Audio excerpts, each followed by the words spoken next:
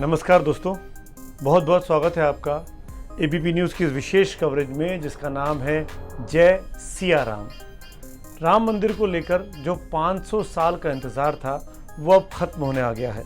Exactly बोलूँ तो 492 साल के बाद अब 5 तारीख को प्रधानमंत्री नरेंद्र मोदी भूमि पूजन कर अयोध्या में, जो कि राम जन्मभूमि है, वहाँ पर शुरुआत कर देंगे मंदिर के बनाए जाने की, उस भव्य मंदिर की जिसकी मांग बीते अगर मैं हाल के इतिहास की बात करूं तो बीते 30-40 सालों से विश्व हिंदू परिषद से जुड़े हुए तमाम साधु संत, लोग, नेता मांग करते आ रहे थे। वो रास्ता अब बिल्कुल साफ हो गया है। आज आप लोग सुनना चाहेंगे, जानना चाहेंगे कि दरअसल अयोध्या में होगा क्या। मैं आपको बता देता हूँ, ये बहुत ज़रूरी है हम सबके लिए जानना कि बहुत लंबा चौड़ा कार्यक्रम नहीं है। प्रधानमंत्री नरेंद्र मोदी प्रधानमंत्री बनने के बाद पहली बार अयोध्या जा रहे हैं, वो भी इतने बड़े मौके पर। और ख़ास बात यह है कि जब वो अयोध्या पहुंचेंगे तो वो कार्यक्रम मैं आपको बारी बारी से सिलसिलेवार तरीके से बता देता हूं। हमारे पास जो जानकारी है उसके मुताबिक सुबह करीब 9:30 बजे के आसपास प्रधानमंत्री मोदी दिल्ली से उड़ेंगे। 10:30 के आसपास वो लखनऊ एयरपोर्ट पर लैंड करेंगे। वहाँ पर 5-7 मिनट वो हॉल्ट करने के बाद उसके बाद वो निकलेंगे हेलीकॉप्टर से अयोध्या के लिए। करीब 10:40, 10:45 के आसपास उनका हेलीकॉप्टर उड़ेगा और करीब 11:30 के आसपास वो हेलीकॉप्टर अयोध्या में साकेत महाविद्यालय में जो हेलीपैड बनाया गया है खास तौर पर, वहाँ लैंड करेगा। कल उसी जगह पर मुख्यमंत्री योगी आदित्यनाथ ने दौरा किया था, अपना हेलीकॉप्टर लैंड करके वहाँ पर उस जगह की चेकिंग भी हो गई थी। उसके बाद 5 मिनट का सड़क का रास्ता है। हेलीपैड पे लैंड करने के बाद वो हनुमान गढ़ी पहुंचेंगे और ये हमेशा अयोध्या में कहा जाता है कि रामलला के दर्शन करने के पहले हनुमान जी के दर्शन करने चाहिए, क्योंकि हनुमान को अयोध्या का रक्षक माना गया है। तो पहले रक्षक को प्रणाम करो, फिर वहाँ के राजा को प्रणाम करो। तो हनुमान गढ़ी पहुँचेंगे। हनुमान गढ़ी में जाकर हनुमान जी की, महावीर की, बजरंगबली की पूजा अर्चना करेंगे। करीब 10 मिनट का ये पूजा दर्शन होगा प्रधानमंत्री का।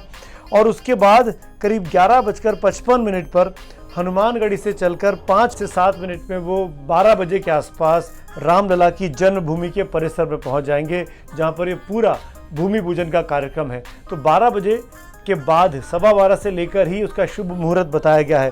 तो प्रधानमंत्री उसके ठीक पहले 12 बजे के आसपास राम जन्मभूमि पहुँच जाएंगे। 10 मिनट में रामलला के दर्शन करेंगे, पूजा करेंगे वहाँ पर। और उसके बाद 10 मिनट तक उस पूजा पाठ करने के बाद, हाथ जोड़ने के बाद 12:15 बजे वो परिसर में पारिजात एक पौधा होता है, उसका पौधा रोपेंगे, यानी प्लांटेशन करेंगे, ताकि ये एक सिंबॉलिक होता है कि ये एक जीवन की शुरुआत हो रही है, एक जीवन दायिनी चीज़ों की शुरुआत हो रही है।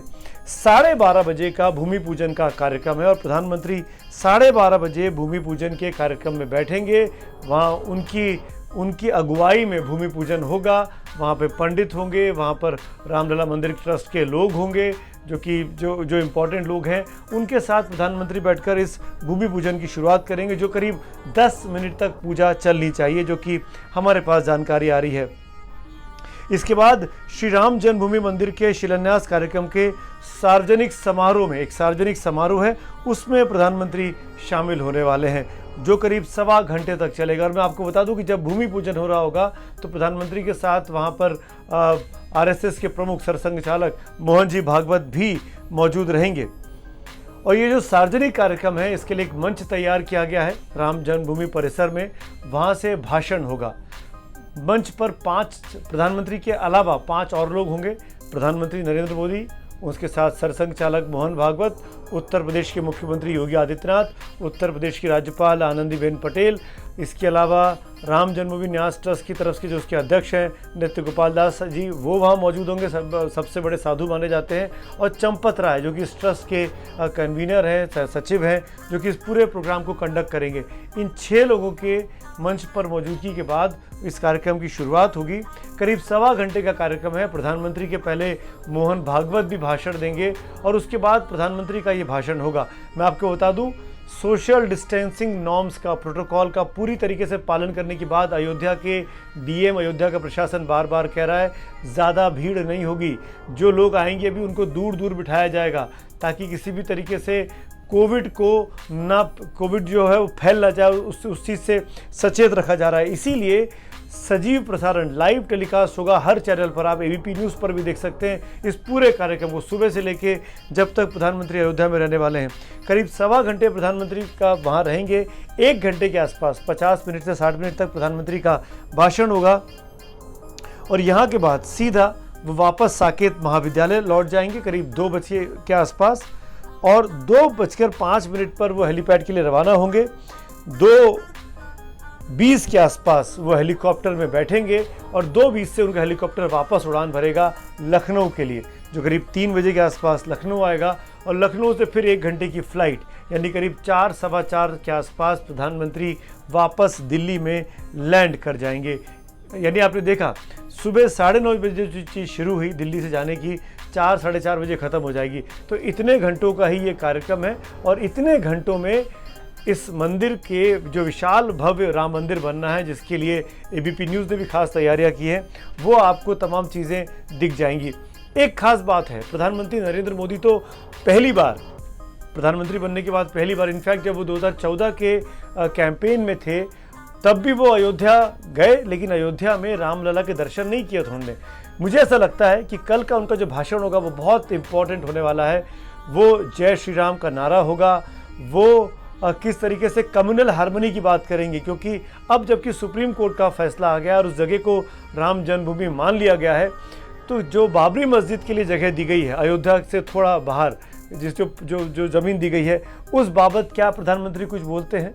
क्योंकि जब आप मंदिर के भूमि पूजन में जा रहे हैं तो ये जो मुस्लिम कम्युनिटी है वो सुनना चाहेगी कि क्या उस बारे में प्रधानमंत्री कुछ उनके लिए, उनके कम्युनिटी के, उनके संप्रदाय के लिए कुछ बोलने वाले हैं या नहीं बोलने वाले हैं। और तीसरी और सबसे इम्पॉर्टेंट बात है इस भूमि पूजन कार्यक्रम की, वो ये कि जो हीरोज़ थे, जो पूरे राम जन्मभूमि आंदोलन के जो सबसे बड़े हीरो थे, वो आपको अयोध्या में नहीं दिखाई देंगे। जी हाँ, लाल कृष्ण आडवाणी वहाँ नहीं जा रहे हैं, मुरली मनोहर जोशी वहाँ नहीं जा रहे हैं, उमा भारती जी को पहले न्योता दिया गया, फिर वो न्योता वापस ले लिया गया, तो वो भी उस कार्यक्रम में नहीं होंगी। अयोध्या में होने के बावजूद भी विनय कटियार, बीजेपी के एक और नेता जो उस वक्त इस आंदोलन के साथ जुड़े हुए थे, विनय कटियार मेरी जानकारी के मुताबिक आज ही अयोध्या पहुँच गए हैं, लेकिन वो वहाँ कल उस कार्यक्रम में नहीं होंगे।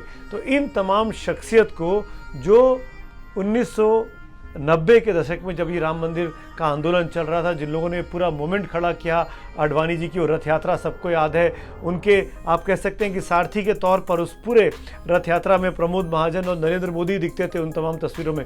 वो नरेंद्र मोदी उस वक्त तो रथ को लेकर नहीं जा पाए आडवाणी का अयोध्या तक, उसको रोक लिया गया, लेकिन आज 1992 के बाद, आज भी 28 साल के बाद 2020 में 5 अगस्त 2020 को वो दिन आ गया है कि जब नरेंद्र मोदी की अगुवाई में इस राम जन्मभूमि पे राम मंदिर का रास्ता साफ हो रहा है।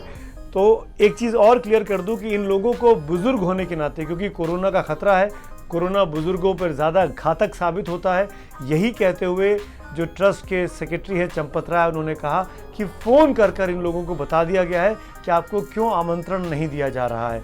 पर इस पर भी कंट्रोवर्सी हो गई है, क्योंकि कुछ लोग ये कह रहे हैं, करीबी लोग, कि दरअसल इन लोगों को फ़ोन तक नहीं किया गया, ना आडवाणी को ना जोशी को, इन लोगों को कोई कॉल तक नहीं किया गया है, इसीलिए ये लोग क्षुब्ध भी हैं, नाराज़ भी हैं। कोरोना, उसके दिशा निर्देश, एक व्यक्ति की दूसरे व्यक्ति से शारीरिक दूरी, इस सब का ध्यान रखा गया है और इसीलिए संख्या को बहुत सीमित। अनेक लोगों को कष्ट होगा, हमें क्यों नहीं। उनसे हमने व्यक्तिगत टेलीफोन करके माफी मांगी है। आयु का भी ध्यान रखा गया। आडवाणी जी कैसे आएंगे, कौन सा है रास्ता, इसलिए हमने सबकी आयु, सबके प्रति श्रद्धा आदर का ध्यान रखते हुए ये सूची बनाई है। पर एक खबर ये भी आ रही है, देखिए कल तक क्या होता है, कि शायद वीडियो कॉन्फ्रेंसिंग के जरिए उनके घरों से इन नेताओं को वहाँ पर जोड़ लिया जाए, क्योंकि टेक्नोलॉजी का ज़माना है, सब कुछ सोशल मीडिया, हम सोशल डिस्टेंसिंग के ज़माने में आजकल टेली कॉन्फ्रेंसिंग और जूम कॉल और वेब कॉल पे काम कर रहे हैं। तो ऐसा माना जा रहा है कि उसके ज़रिए एन मौके पे इन लोगों को जोड़ लिया जाए, ताकि ये अपने अपने घरों में बैठकर उस पूजन को देख सकें जिसकी अगुवाई नरेंद्र मोदी अयोध्या में रहकर कर रहे होंगे। अमित शाह नहीं होंगे, कोरोना से पॉजिटिव हैं, उनका अस्पताल में इलाज चल रहा है, तो गृह मंत्री अमित शाह भी वहाँ नहीं होंगे। मंच पर सिर्फ 5 लोग इसलिए रखे गए हैं क्योंकि अगर एक भी बाहर के मुख्यमंत्री को बुलाते तो 30 के 30 मुख्यमंत्री को बुलाना पड़ता, 29 से ज़्यादा राज्य है अपने यहाँ। तो इसीलिए प्रोटोकॉल के तहत तय किया गया कि किसी भी और राज्य के मुख्यमंत्री या राज्यपाल को नहीं बुलाएंगे, ताकि भीड़ को भी अवॉइड किया जा सके, क्योंकि अगर वो आते हैं तो पूरा पेरिफेरिया उनके साथ चलता है, सिक्योरिटी उनके साथ चलती है। इसीलिए कम से कम लोगों को इनवाइट किया गया और ज़्यादा से ज़्यादा लोगों को कहा गया है कि घरों में बैठकर आप इसका लाइव टेलीकास्ट देखें और राम जन्मभूमि की इस तैयारी में, इस मुहिम में जिसका इंतज़ार सालों साल से देश के लोग कर रहे थे, वो कर सकते हैं।